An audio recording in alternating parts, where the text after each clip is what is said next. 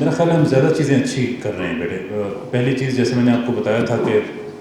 سب سے زیادہ پرائڈ تو ہمیں اس چیز میں لے لینا چاہیے کہ there are umpteen number of nations working against us, very powerful nations of the world since the last 50 years.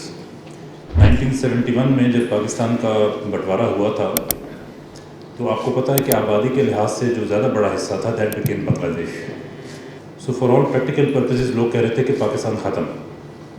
ٹھیک ہے, بڑا حصہ جو ہے وہ علیحدہ ہو کے دوسرا ملک بن گیا. تو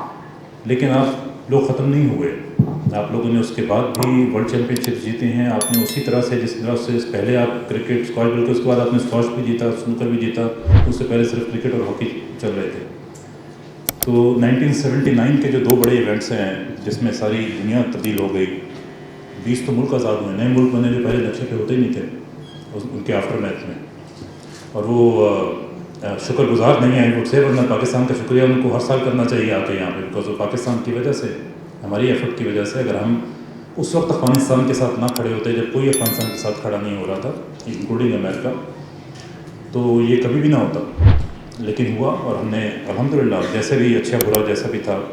ہم بڑی ساری تنقید کرتے ہیں بشمول میرے کہ ہمارے بڑوں نے اچھے ڈیسیژن لیے نہیں لیے, but the fact of the matter جیسے میں نے آپ کو پہلے بتایا تھا